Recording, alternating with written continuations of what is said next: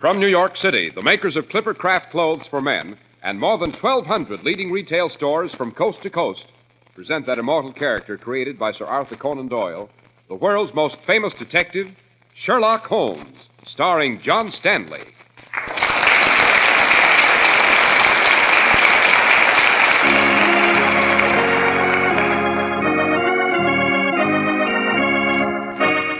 This week's story, The Adventure of the Malicious Moor. Holmes, why the devil are we waiting outside of the Shakespearean Theater here, in the darkness? Shakespeare, the Bard of Avon, wrote many tragedies, Watson. But this is one he never contemplated. Watson. Look there, in the shadow of that entrance. Holmes, it seems to be someone lurking around the premises. But who is he? A killer, Watson.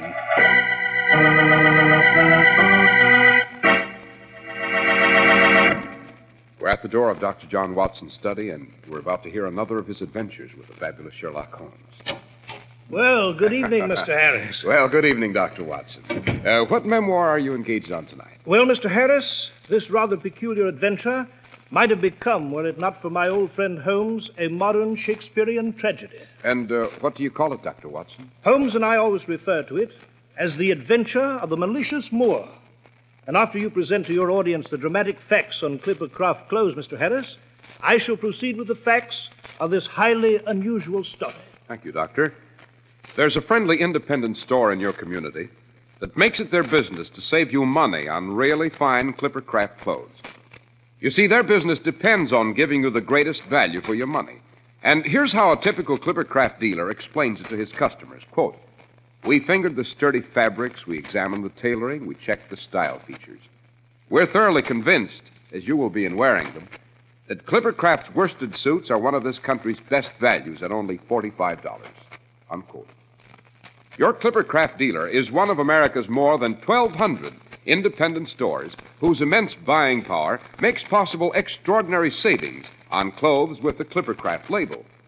These values are so exceptional that stores selling Clipper Craft proudly invite you to compare them with clothes selling for many dollars more.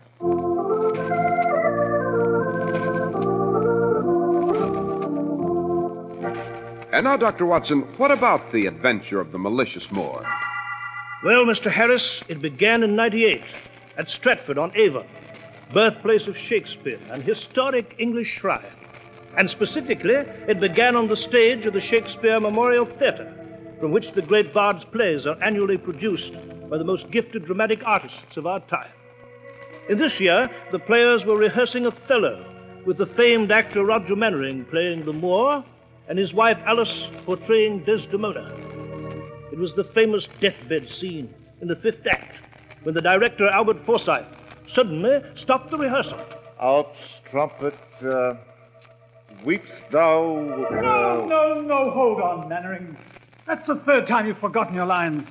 What's wrong, old chap? I don't know. I just can't seem to concentrate, Forsythe. You mean you can't play Othello, my dear husband? Alice, I warn you, stop criticizing. And they call you Roger Mannering, the great Shakespearean actor. Stop it, Alice. Stop it, do you hear? Mr. Forsythe, this rehearsal is a mockery. I simply won't go on playing opposite this amateur. No, Mrs. Mannering. Well, how can I play Desdemona How can you indeed? Your performance, my dear wife, will be nothing to stir the critics. Please, don't call me my dear wife, Roger. I detest the expression. And I detest you. You know very well I've taken an action for separation. Alice, listen, I'm sorry. The idea of your leaving me is driving me out of my mind. That's why I can't remember my lines.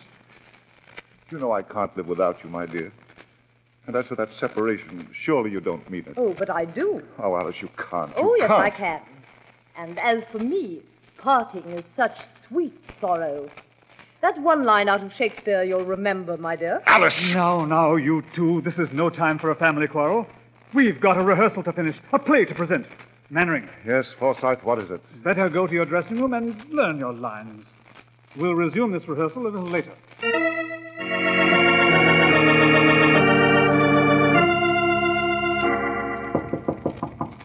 Come in.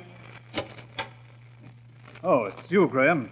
What is it this time? Mr. Forsythe, if you'd let me try out for the role of Othello. Oh, ridiculous, Graham. You must be out of your mind. Mr. Forsyth, I beg of you, give me a chance. I've rehearsed the role. I know every line. I can play Othello as no actor has ever played it. For the last time, Graham, stop annoying me. I've already given you the part of Rodrigo. Rodrigo, a secondary role, a few lines, a weak character. Let me play the Moor, Mr. Forsyth, and I'll show you that I'm the greatest actor in England. Get out, Graham. But I... Get out of here, you presumptuous fool. You play Othello? Why, you couldn't shine Roger Mannering's boots. Now, get ready for rehearsal, and let's have no more nonsense. So I can't shine Mannering's boots, eh? Well, we'll see about that. A pity, Mr. Graham, a pity. Oh, it's you, Rand, the caretaker. Aye, it's me, the caretaker, who's heard many an Othello done right and proper. I heard him tell you off through the door while I was sweeping out the corridor. You won't give me a chance, Rand. Forsyth won't even try me out as Othello. Aye, and you could do it, lad. I've heard you speak the lines, and you could do it. There's many an actor which hasn't had justice, and many a writer, too. There's thievery in this business like any other. I'll show them, Rand. I'll show them all somehow. I'll have my chance to play Othello.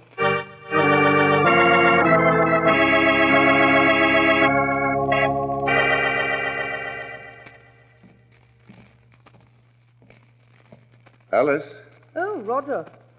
What are you doing in full makeup and a black beard at this hour? Well, Alice, I want to rehearse our fifth act scene alone here on the stage before the others get here. Isn't that just a little silly, my dear? Oh, please, Alice, let's go through the scene just once.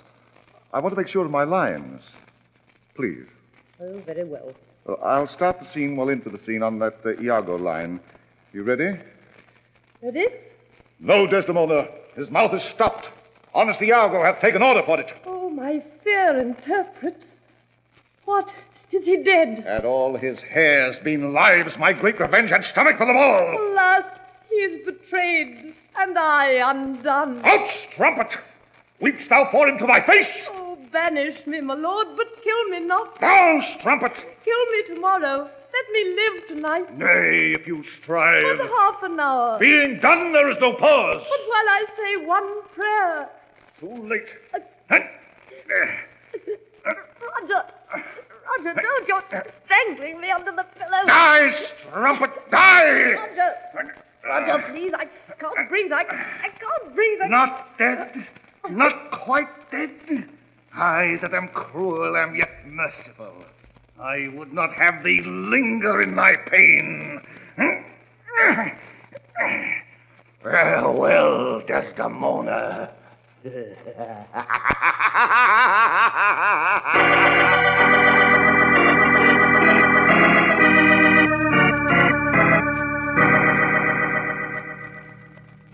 Mr. Forsyth, I am Sherlock Holmes, and this is Dr. Watson, my confidant and colleague. Yes, Mr. Holmes.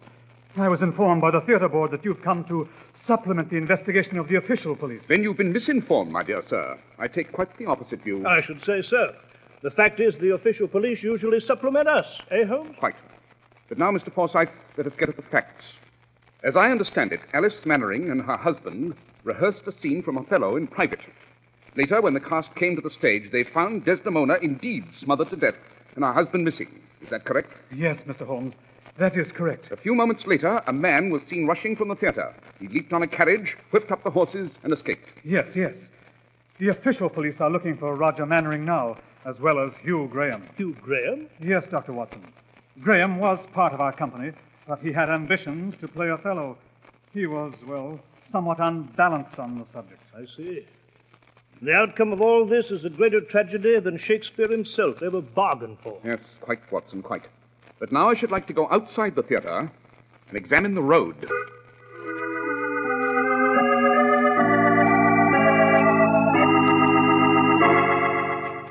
Well, Holmes, we saw the carriage tracks at the front entrance of the theater. You yourself said it was the carriage in which the killer made his escape. Yes, Watson. Then why the devil are we examining the drive here, near the rear entrance? Because, my dear fellow, I believe in an exhaustive method of... Aha! Look here. Eh? The same carriage tracks, only in multiple prints. That means that the escaped vehicle waited here at the rear entrance on numerous occasions. Yes, but Holmes... Note, too, that this is not the stage entrance, which is on the other side of the building. Well, what of it, Holmes? You sound as though you'd found something significant. Perhaps I have, Watson. Perhaps I have. Suppose we look for the caretaker now. The caretaker? Why? I should like him to show us Roger Mannering's dressing room.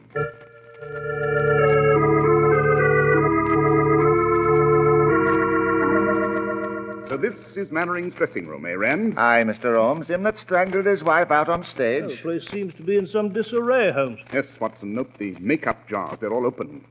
And the grease paint very untidily smeared on the dressing table. Aha. What is it, Holmes? That huge costume trunk in the corner. What about it? There's a spot of blood on it. Blood, Mr. Holmes? Precisely. Now then, Rand. Yes, sir. You have a key to this trunk? Aye, why, no, sir. But Mr. Mannering always kept the key on a hook over the mirror. Ah, yes, here it is.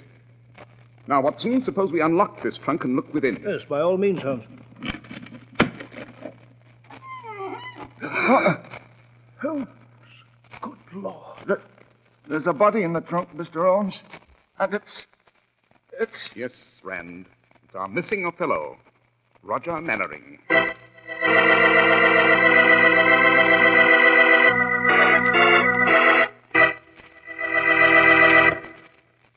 Shades of William Shakespeare, Dr. Watson, but this is some adventure. Yes, Mr. Harris. And I might add, there are exciting events still to follow. But before I relate them to you, I know you have something to say about Clippercroft clothes. I'd like to suggest to you listeners that you do some Sherlock Holmes snooping yourself when you shop for Clippercraft clothes. Your clue is the famous Clippercraft label, your guarantee of quality and value. And just as the mark of sterling represents finest silver, the Clippercraft label stands for the finest clothes at the lowest possible prices. Better yet, when you buy Clippercraft, you get double assurance. The reputation of your Clippercraft dealer, plus the Clippercraft label. And you get superb styling, flawless tailoring, luxurious long-wearing fabrics. Yes, the concentrated purchasing power of more than 1,200 of America's fine independent stores gives you truly fine Clippercraft quality at remarkable Clippercraft savings. For instance, a really expensive-looking Clippercraft topcoat or overcoat comes to only $40 to $47.50. And the price tags on Clippercraft's new zipper-lining topcoats are marked so low, only by seeing them will you believe them. That's why men who know insist on Clippercraft clothes bearing the Clippercraft label. So be sure to visit the Clippercraft store in your city. These leading stores in the metropolitan area are proud to add their names to Clippercraft in your suits, topcoats, and overcoats. In Manhattan, Saks 34th, Broadway at 34th. John Wanamaker Men's Stores, Broadway at 8th and 67 Liberty Street. In Brooklyn, Abraham and Strauss. In Newark, New Jersey, Boulevard Men's Shop, Kresge, Newark. And in Jamaica, the B&B Clothes Shop, 16408 Jamaica Avenue.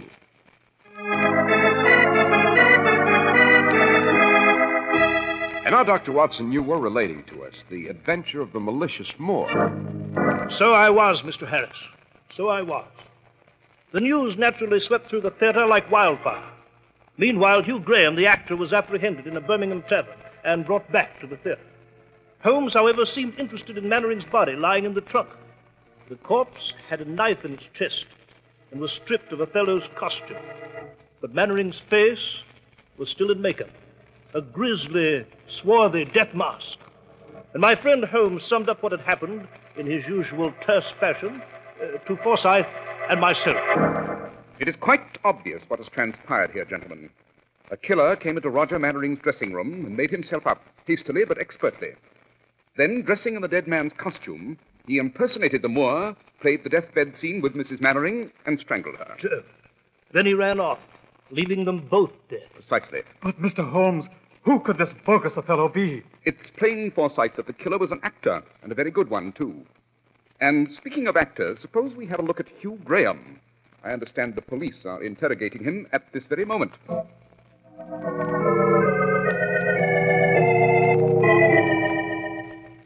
Well, Mr. Holmes, in my opinion, we've got Graham here dead to rights. No, Inspector. I tell you I didn't do it. I swear it. It's true I wanted to play Othello in Mannering's place, but I tell you I didn't kill him or Mrs. Mannering. Look here, Graham. You added away from Strafford and Ivan just at the time of these murders. I'd call that a suspicious circumstance now, wouldn't you? I don't know. I was frustrated. I left in a huff. That's all there is to it. Well, Mr. Holmes, we're holding Graham here on suspicion of murder. I suppose you'll want to question the suspect now. No, Inspector, I have no desire to interrogate him. No questions? That is precisely what I said. But Holmes, what the deuce? This isn't at all like you. My dear Watson, one has only to look at Graham here to ascertain his participation in these crimes. Suppose we put our time to much better use by talking to Rand, the caretaker.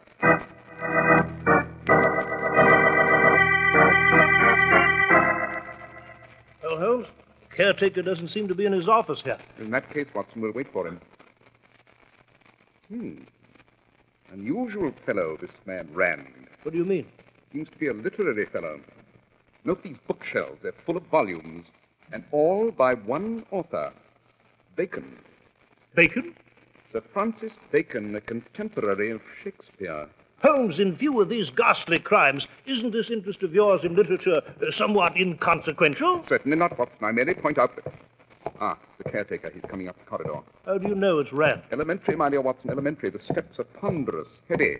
Rand is a big man. Good morning, Rand. Oh, Mr. Holmes, Dr. Watson. How do you do? You were out, and we thought we'd wait. I don't get much time in my office these days, I don't. It's been pretty hectic in the theater here, what with the play opening tomorrow night and the arrangements and all. And poor Mr. Forsyth, he's near out of his mind casting a new Othello and a new Desdemona before the curtain rises. Yes, quite. But now, Rand, I should like to request a favor of you. Aye, Mr. Holmes? My friend here, Dr. Watson, will be staying the night at the Red Horse Hotel in the village. However, I must return to London on rather urgent business. Would you be good enough to arrange for a conveyance to the next train? Aye, Mr. Holmes. I'll see to a carriage right away. Thank you, Rand. Holmes, what is all this? Why are you going to London? First, Watson, I shall have a pipe at Baker Street and indulge in a little quiet reading. And after that, I believe I shall go to the theater.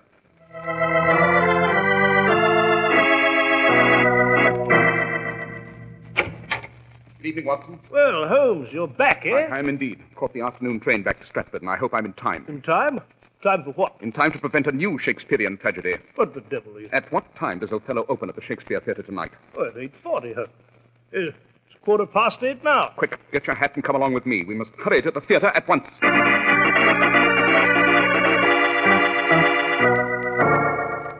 Well, Watson, the theatre's crowded tonight with admirers of Shakespeare. There's not an empty seat left in the place. Oh, dash it, Holmes, never mind the crowd.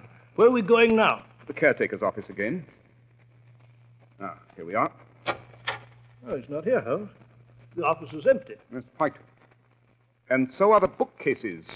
Note that there isn't a volume of Bacon's works left on the shelves. What the deuce is so strange about that? Wait. You detect a faint, acrid odor in this room? No, Holmes, I don't. You sure? Positive, my dear fellow. My olfactory sense is far more developed than yours. And I assure you... What is it now, Holmes? On the table here, these tiny shavings of string. String? Precisely, string with a characteristic twist or weave. Come, Watson, we'd better hurry. Hurry? Hurry where? Outside the theater, man, and quickly.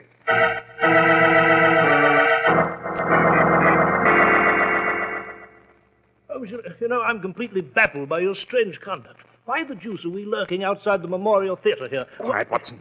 Don't move. Holmes, what is the... Look over there, near the rear entrance. There's a man in the shadow. Yes. The caretaker, Rand. Rand? Holmes, you mean... I do indeed, Watson. Rand is the malicious Moor who murdered both Mannering and his wife. But he's not yet completed his Shakespearean tragedy. Holmes, he seems to be bending over something. Now he's just lit a match. Quick, Watson, after him. Holmes! Drop that match, Rand. Oh, no, you don't. Look out, Holmes! Oh, my arm! My arm! Over you go, Rand! Good work, Holmes. You threw the bounder right over your shoulder. You stunned him. A trick of jiu-jitsu, my dear Watson. It's quite useful at times. Holmes, what the devil was this fellow doing? Trying to blow up the theater, Watson. If you look sharp, you'll note a long fuse and a keg of gunpowder against the wall. Yes, by Jove. The fragments of string came from the fuse, all right, and the odor was gunpowder. Precisely. And the fact that the volumes of Bacon were missing was also significant. This man considered them of great value and removed them so that they wouldn't be destroyed in the blast. Holmes, Rand must be mad. Undoubtedly. But I must correct you on one point, Watson. His name is not Rand. It's Bacon. Bacon? Yes, John Bacon, a direct descendant of Sir Francis Bacon. I discovered that pertinent fact in a rare genealogical volume I have at Baker Street. It was then, Watson, I obtained a hint of the motive. You're aware of the Bacon-Shakespeare controversy? Well, yes, Holmes, I'm indeed. It's famous in English literature. Quite. There are any number of people who claim, through one devious proof or another, that the great plays of William Shakespeare were not written by the bard, but by Sir Francis Bacon instead. This school of Baconians have been quite fanatic on the subject, claiming that Bacon had never been given his rightful due among literary immortals. Then this man here, Bacon... Quite. His idea of justice for his ancestor was to stop the playing of Othello, blow up the theatre if necessary, rather than let Shakespeare live on. Yes, but Holmes, you said the killer had to be an actor. This man is a caretaker. On the contrary, Watson, Bacon here is a fine and accomplished actor with a special talent for mimicry and facial imitation. I received that information in London this morning from my very good friend, Mr. Upham, manager of Covent Garden. Oh, Watson, our man's coming too. Yes. It's a lie. Francis Bacon wrote Othello, Romeo and Juliet, and Twelfth Night, and all the rest. He's been robbed, cheated and robbed by Shakespeare. Shakespeare, a second-rate actor, that's what he was. Watson. Yes, Holmes? I believe you'll find a police inspector in the theatre. I'll watch Bacon here while you get him. And after that, we'll go and see Othello ourselves. I believe the curtain's going up, and I should enjoy a little Shakespeare.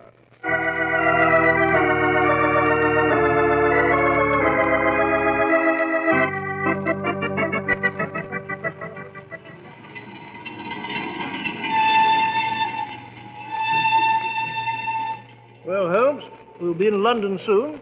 Yes, Watson. I might say I still don't know how you first suspected Bacon. An obvious deduction, my dear Watson. You remember the multiple carriage tracks we saw at the rear entrance? The carriage in which Bacon made his getaway? Yes, I do, but what... They indicated that the owner was some kind of menial, since he entered the rear entrance on so many occasions. Hence, the caretaker was a possibility. And my theory was strengthened later on by another clue. Yes? What clue, Holmes? The murdered Othello, Roger Mannering, was a big man. So too was Bacon. Obviously, the bogus Othello had to be of big of stature to deceive Mrs. Mannering into thinking it was her husband. As for Roger Graham, he's a man of small build, therefore I dismissed his participation with a single look. And Bacon, along with his knowledge of makeup and his gift for mimicry, succeeded in deceiving the luckless Desdemona. I see. Well, Holmes, I must say this is the first time we've ever ended an adventure by witnessing a Shakespearean play. Yes, Watson. I thought the performance was superb. However, I could never quite believe the character of Othello. No? Why not, Holmes? You'll forgive me, Watson, if I seem to be irreverent.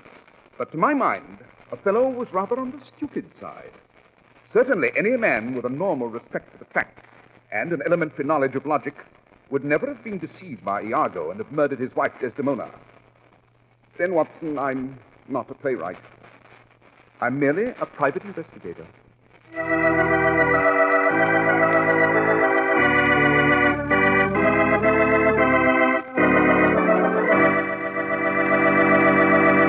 Well, Dr. Watson, that was certainly an interesting adventure. Thank you, Mr. Harris. And I inscribed it with pleasure into my memoirs, being a lover of the theater, as you know. Yes, and now, Dr. Watson, what adventure will you relate to us next week? Next week, Mr. Harris, I shall tell you of the Knife of Vengeance. It concerns a gentleman who is an itinerant knife sharpener. What is distinctive about him is that he only sharpens knives to be used for cutting throats. The makers of Clipper Craft clothes in more than 1,200 stores from coast to coast have brought you another in the new series of broadcasts featuring the world's most famous detective, Sherlock Holmes. Our stories are based upon the character Sherlock Holmes, created by Sir Arthur Conan Doyle, and the program is produced and directed by Basil Loughrane. Sherlock Holmes is played by John Stanley, Dr. Watson by George Spelden. This week's story was written by Max Ehrlich, with special music by Albert Berman.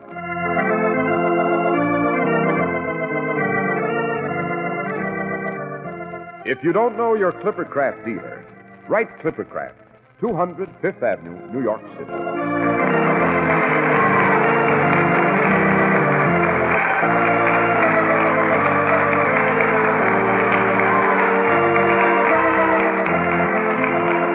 Harris speaking for Clipper Craft Clothes. This is the Mutual Broadcasting System.